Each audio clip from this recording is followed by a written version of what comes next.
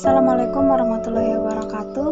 Perkenalkan, nama saya Nasya Tafia Rahab, NIM 1905102019 dari MI4D.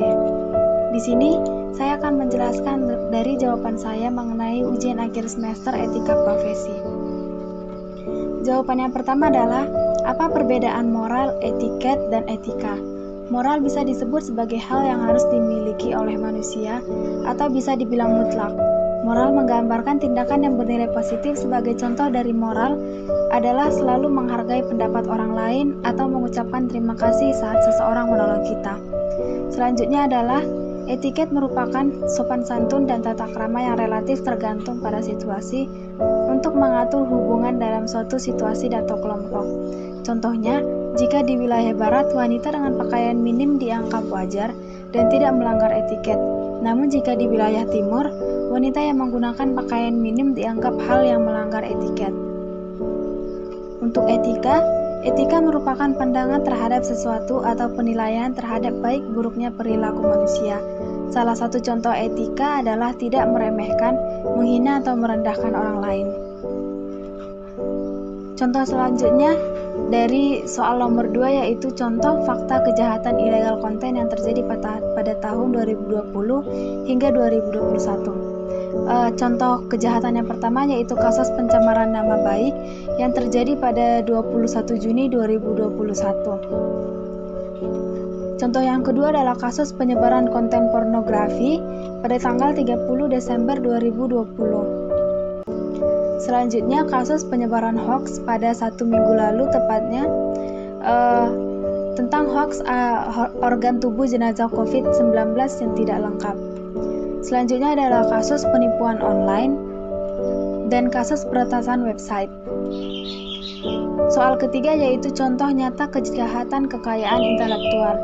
Contoh yang pertama yaitu pelanggaran hak cipta lagu grup band Dewa 19 pada tahun 2002. Kasus ini berawal dari grup band Dewa 19 yang ingin mengeluarkan lagu berjudul Arjuna Mencari Cinta, yang judulnya pernah dijadikan judul novel oleh Yudhistira Masardi dengan judul yang sama persis. Penulis novel merasa keberatan saat judul novelnya dibuat menjadi judul lagu, dan setelah semua proses yang terjadi, pihak Dewa 19 bersedia mengganti judul dari Arjuna Mencari Cinta menjadi Arjuna. Yang kedua, perseteruan logo Starbucks dan pecel lele Lela. Starbucks Coffee Company memprotes logo usaha pecel lele Lela yang dimiliki oleh Rangga Umara pada Desember 2011. Kemiripannya ada pada desain logo dan warna. Setelah melakukan kesepakatan, pihak pecel lele Lela setuju untuk merubah logo dan usaha miliknya, dan mendaftarkan ulang logo baru, lalu menghapus hak logo lama.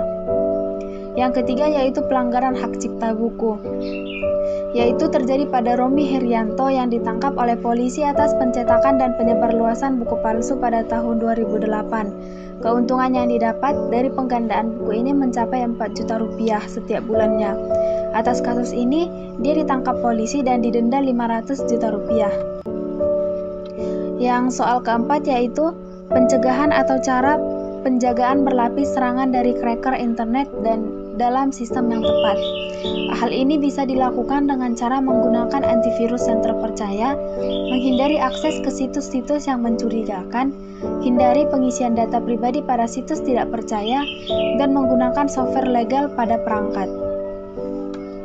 Selanjutnya yaitu jelaskan apa yang dimaksud dengan cyberspace, malware, cyber sabotage, extortion, dan money laundering. Cyberspace adalah sebuah ruangan atau media elektronik dalam jaringan komputer yang dipakai untuk komunikasi satu arah maupun timbal balik yang terhubung secara online. Sedangkan malware adalah perangkat lunak yang sengaja dirancang untuk menyebabkan kerusakan dalam komputer, termasuk virus, cacing komputer, perangkat pengintai, dan lainnya. Sedangkan cyber sabotage dan extortion adalah kejahatan yang dilakukan dengan membuat gangguan atau penghancur terhadap suatu data, program atau jaringan komputer yang terhubung dengan internet. Kejahatan ini biasanya dilakukan dengan menyusupkan sebuah virus komputer. Extortion juga bisa disebut sebagai pemerasan. Money laundering adalah suatu upaya perbuatan menyembunyikan atau menyamarkan harta kekayaan hasil tindak pidana agar tampak seolah-olah berasal dari kegiatan yang legal atau sah. Yang keenam, sebutkan dan jelaskan 4 pekerjaan bidang teknologi informasi dan keterampilan yang harus dimiliki. Pekerjaan di bidang teknologi yang pertama yaitu sistem analis. Sistem analis ini orang yang bertanggung jawab pada penelitian, perencanaan, dan merekomendasikan pemilihan perangkat lunak serta sistem yang sesuai dengan perusahaan. Keterampilan yang harus dimiliki oleh sistem analis adalah analisis, teknis, manajerial, dan interpersonal atau komunikasi dengan orang lain. Yang kedua ada programmer. Seorang programmer adalah profesi yang membuat suatu program, baik aplikasi maupun sistem. Seseorang programmer harus memiliki skill dalam bahasa pemrograman, antara lain C++, Java, PHP, Python, dan lain-lain. Selanjutnya yaitu Machine Learning Developer. Profesi ini adalah pakar dalam menggunakan data untuk model pelatihan. Model-model tersebut kemudian digunakan untuk mengotomatisasi proses seperti klasifikasi gambar, pengenalan suara, dan perkiraan pasar.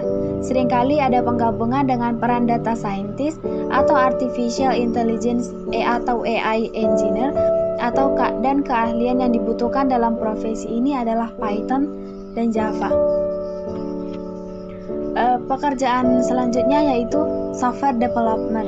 Software developer adalah orang yang bertanggung jawab membangun atau menciptakan suatu produk, mendiagnosis masalah program, dan memastikan kualitas program telah memenuhi syarat.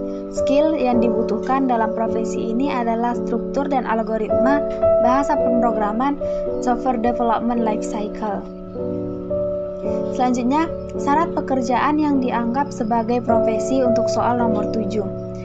Syarat pekerjaan tersebut yaitu pekerjaan yang mempelajari dan menguasai suatu bidang khusus atau tertentu. Selanjutnya, pekerjaan yang melibatkan berbagai kegiatan intelektual, pekerjaan yang tidak hanya membutuhkan latihan tapi juga membutuhkan persiapan profesional, pekerjaan yang tidak membutuhkan latihan dalam jabatan yang berkesinambungan, mengutamakan kepentingan masyarakat daripada kepentingan pribadi, adanya wadah organisasi dalam profesi, memiliki kode etik dalam pelaksanaannya. Soal nomor 8, yaitu jelaskan 5 contoh fakta pelanggaran haki yang telah merugikan baik secara personal maupun bagi dunia IT. Contoh pelanggarannya yaitu kasus pembajakan software di Jakarta pada tahun 2012. Kasus ini terjadi karena adanya laporan terkait CD software bajakan yang dijual bebas di Mall Ambassador dan Ratu Plaza di Jakarta. Kasus ini berhasil disita CD software sebanyak 10.000 keping di 2 tempat berbeda. Di 2 tempat ini dijual sebesar 50.000 hingga 60.000 per softwarenya, sedangkan harga asli bisa mencapai 1 juta per softwarenya. Kasus yang kedua, kasus PT Nirwando Arvindo Mahaputra dengan Hairo. Pada tanggal 13 Februari 2008, PT Nirwana yang bergerak di bidang desain grafis ini mengetahui dari salah satu seorang pegawainya bahwa salah satu karya desain mereka telah digunakan seseorang dalam webpage di website deviantart.com dan diakui sebagai ciptaan dari seseorang berkebangsaan Thailand yang bernama Hairo. Karya desain grafis tersebut didapatkan dengan cara di-download dari website perusahaan PT Nirwana tanpa izin. Selanjutnya yaitu kasus software AutoCAD bajakan. Kepolisian menindaklanjuti mengenai PT MI yang bergerak di bidang konstruksi dan PT KDK yang bergerak di bidang konsultan arsitektur yang menggunakan software AutoCAD bajakan, lalu ditangani oleh kepolisian pada Februari 2009. Kasus keempat, software bajakan di Tangerang. DVD dan software bajakan di Tangerang sudah dipasarkan terbuka di pinggir jalan. Polisi sudah sering melakukan penyisiran terkait pelanggaran ini dan meminta masyarakat agar tak membeli barang berupa DVD maupun software bajakan. Kasus kelima atau kasus terakhir, kasus PT Ideafield Indonesia dengan Medians. pada tahun 2018, Idea Field Indonesia mendapat laporan mengenai katalog berisi karya desain grafis yang digunakan tanpa izin oleh pihak Medians dalam websitenya. Bahkan, pihak Medians berhasil menjual salah satu karya desain grafis dalam katalog tersebut. Untuk soal nomor 9, setelah membahas tentang kode etik, kendala bekerja sesuai kode etik, dan pelanggaran dalam kode etik sebulan yang lalu, bagaimana Anda akan memutuskan pekerjaan yang akan Anda terima di antara banyak pilihan pekerjaan? Putusan pekerjaan yang akan saya terima adalah setelah mempelajari mengenai kode etik, pekerjaan yang akan saya terima di antara pilihan pekerjaan adalah pekerjaan yang sesuai dengan keahlian yang saya miliki. Dengan mempelajari kode etik yang harus saya miliki dan kode etik yang harus dimiliki oleh profesional di pekerjaan itu, saya harus dengan teliti melakukan riset dan mempelajari agar bertahan lama dan bisa mengeluarkan segala keahlian saya untuk memenuhi tugas saya dalam pekerjaan tanpa terbebani dalam suatu hal yang sejak awal tidak saya pertimbangkan, juga dengan mengetahui hal apa saja yang bisa membuat saya terkena pelanggaran dalam kode etik pekerjaan yang saya tekuni. Selanjutnya, setelah mempelajari mata kuliah profesi, komitmen apa yang ada dalam diri Anda jika nantinya menggeluti sebuah profesi?